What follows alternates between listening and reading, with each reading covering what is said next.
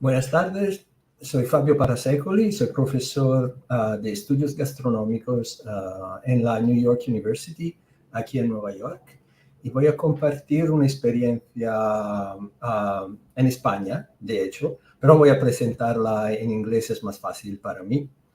La presentación, por favor. Así que el tema, the theme is design and food heritage. Is there a possibility for a collaboration?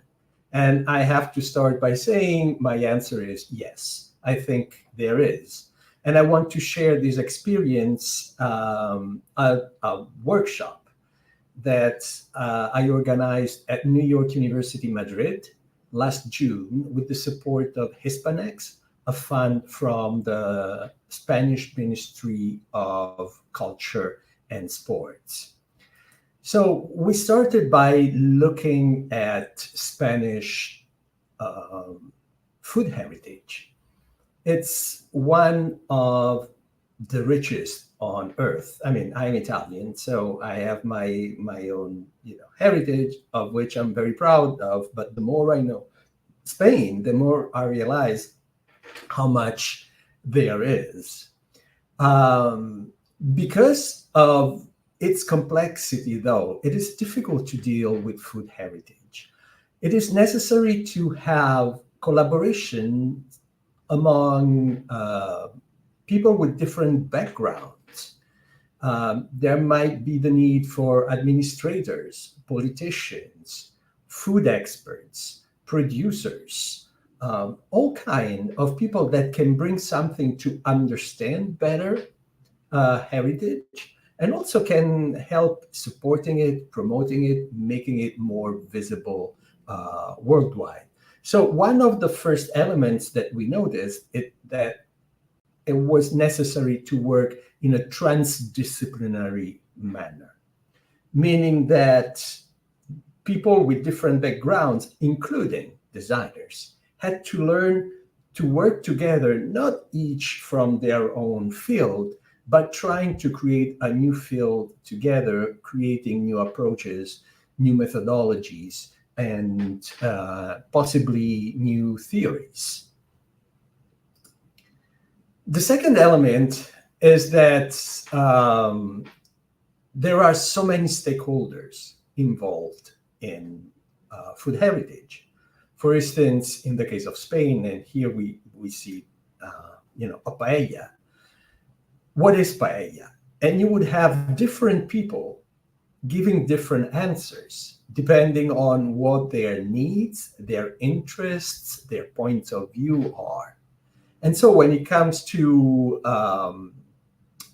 food heritage, we have this issue of stakeholders that are looking at the same reality in different ways. So we figured out that we had to find ways to create a participatory method to get different stakeholders to work together around heritage. One of the example is the Mediterranean diet. It is already on the list of UNESCO, of the intangible cultural heritage list.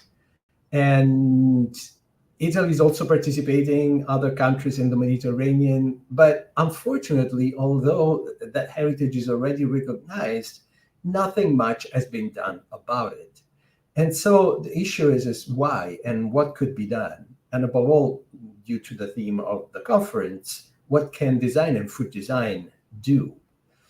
So working with designers, we started looking at food heritage as what designers call a wicked problem.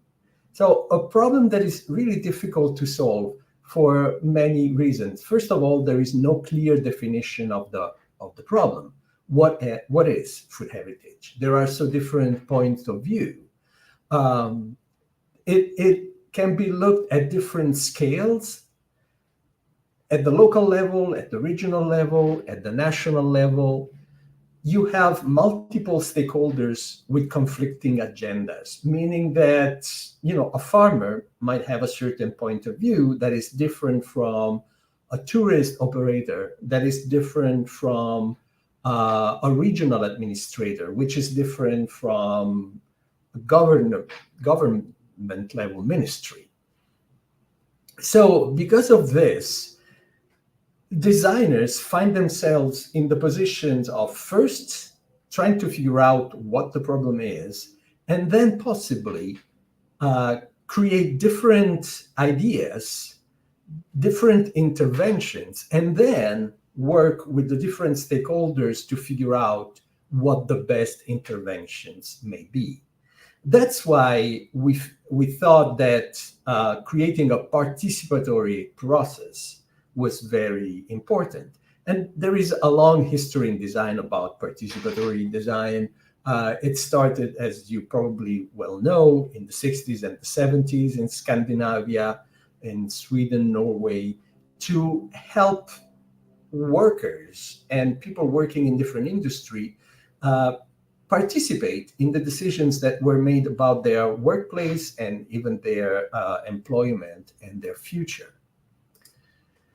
So this is possible because in many ways there has been a transition in design from a design that is only focused on objects and spaces, so material, tangible things, to experiences and interactions. And we saw that happening in the 80s with the computer, user experience. And then now design is moving towards processes, services, and systems. And I think this is where food design really has its strength. In a way, using the expression Daniel Hill created, the materia obscura, the dark matter.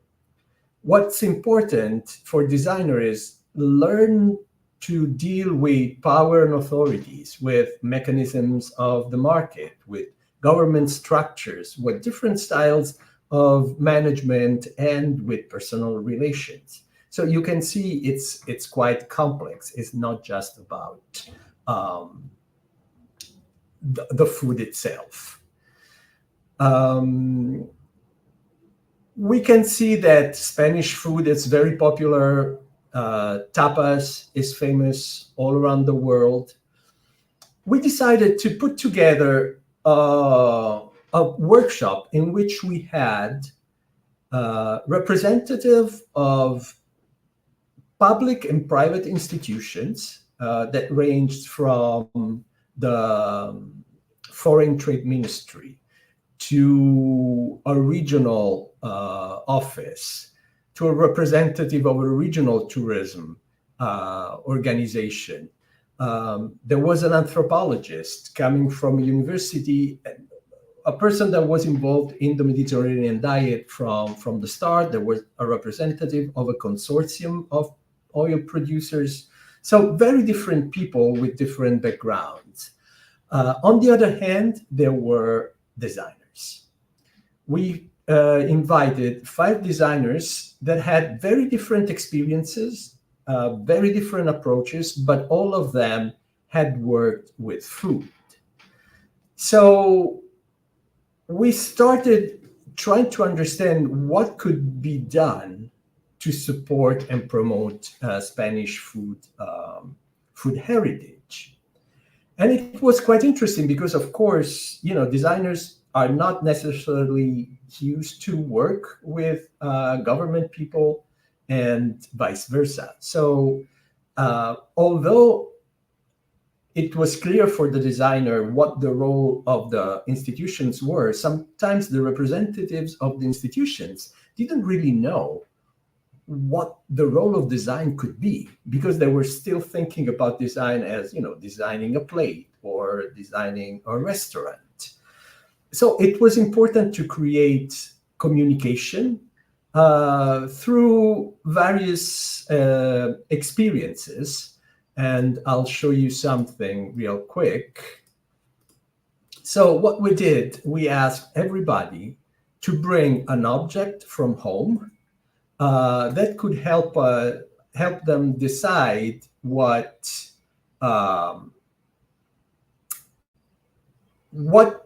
that object meant in terms of food heritage.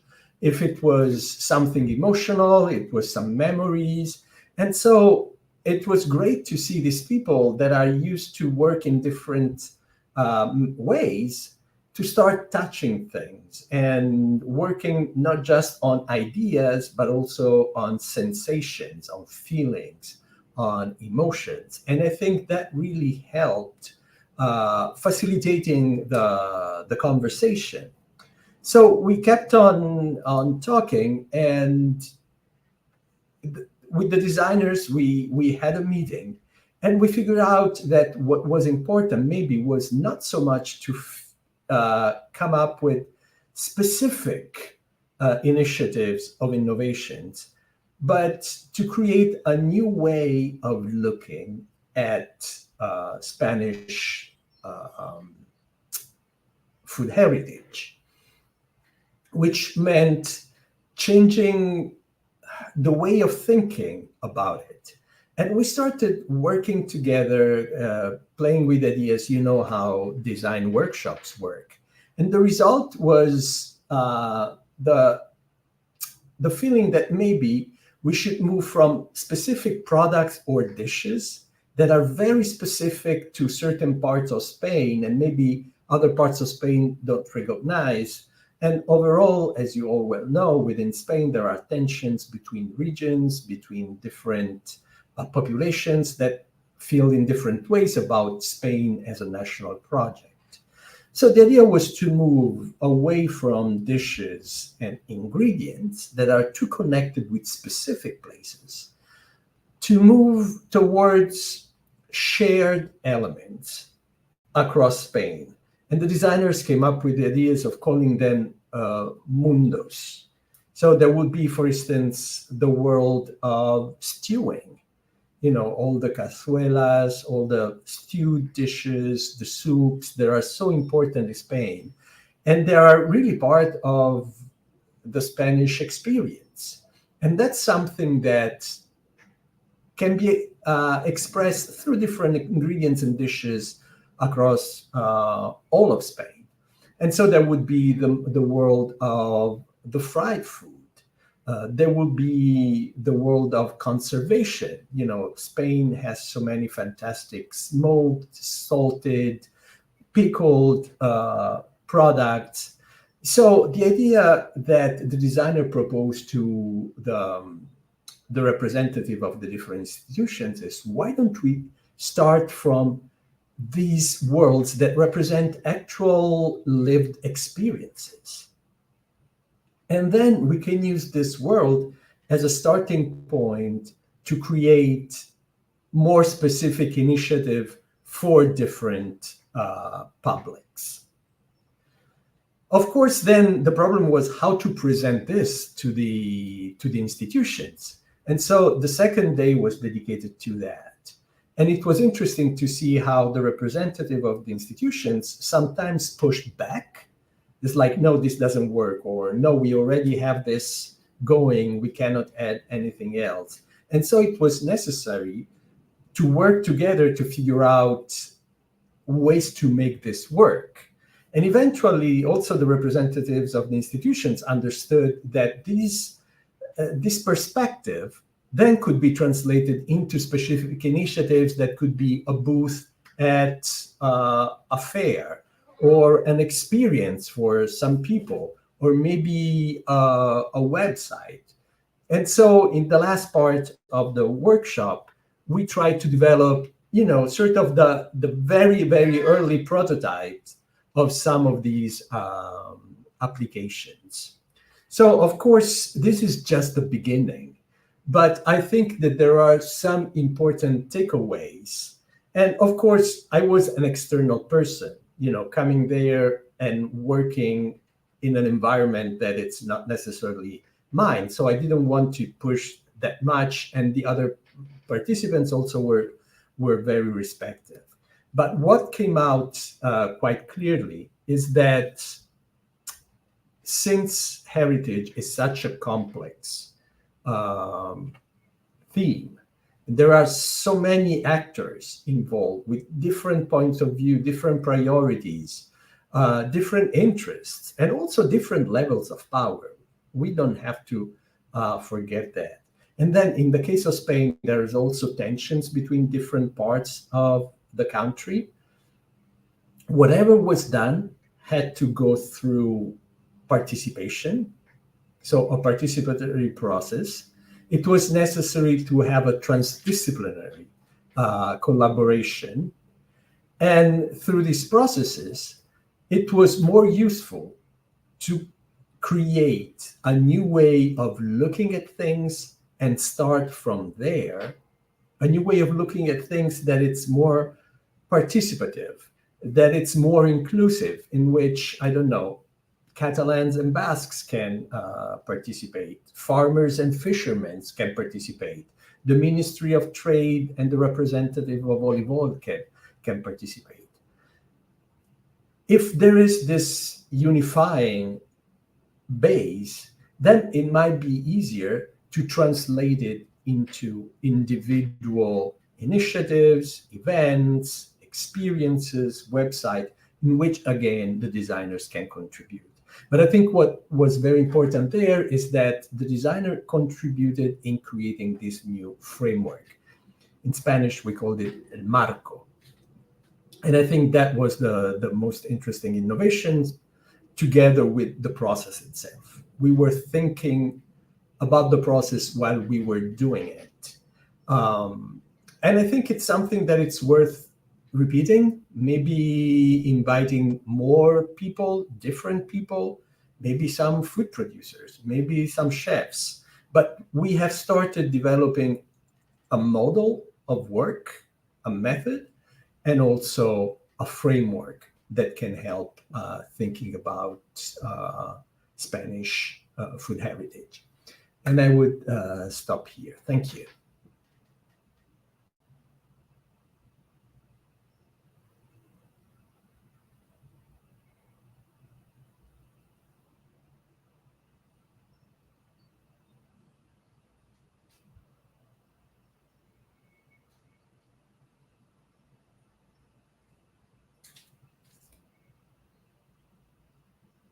I guess I still have some time. I thought maybe somebody would stop the video, but it didn't.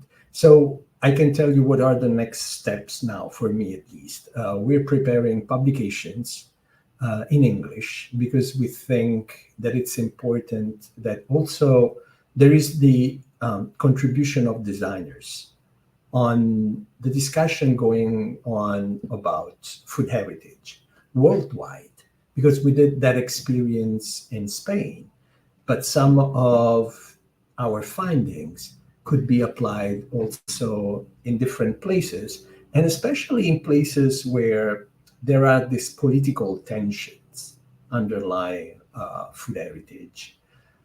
I don't know, think about, the United States, where there are so many communities, so many immigrants, but also many native communities that over the centuries have been set aside. Is it possible to create an idea of American food heritage that could include everybody? Could be the case for a country, let's say, like Nigeria, where also there are so many different cultures and languages and religions.